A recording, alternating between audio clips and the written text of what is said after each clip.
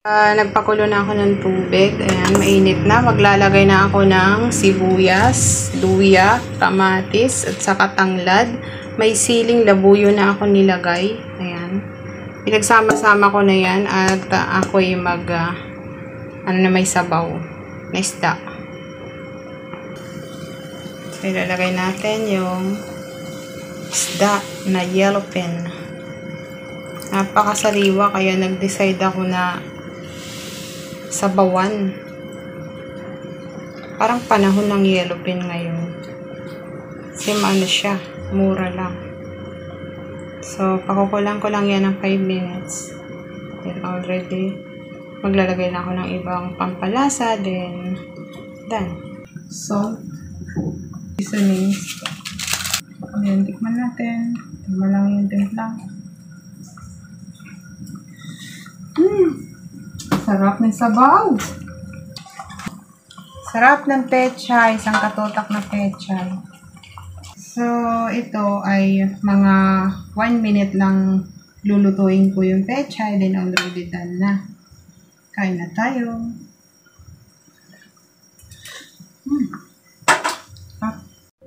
So, set aside na natin ito. Set aside o ito. Serve. Wow, sarap pumikit ng sabaw, guys. Lalo na maulan-ulan ang panahon tapos sariwa yung isda ko. Promise.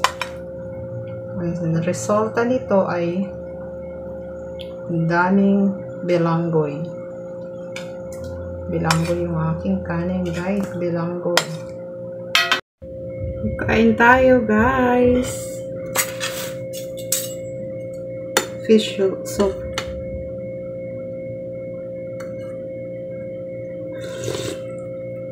So delicious soup. So tuna soup.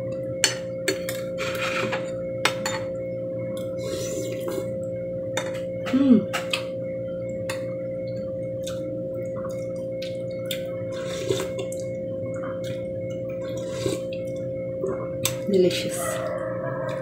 Super delicious.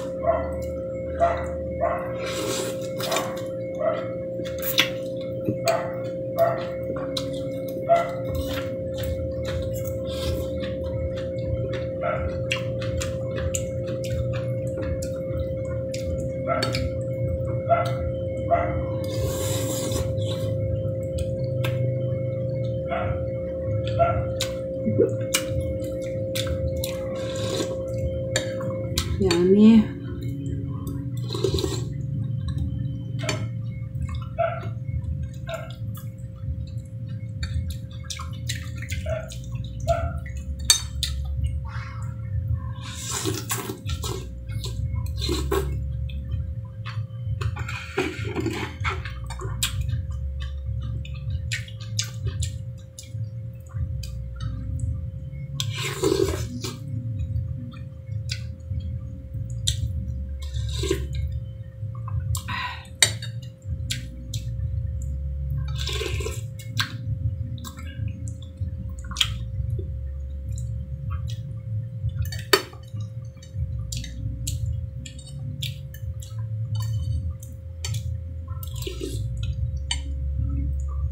Delicious.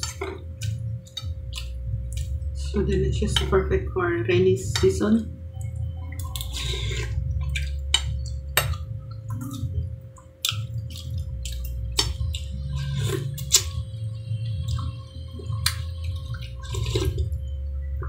So yummy.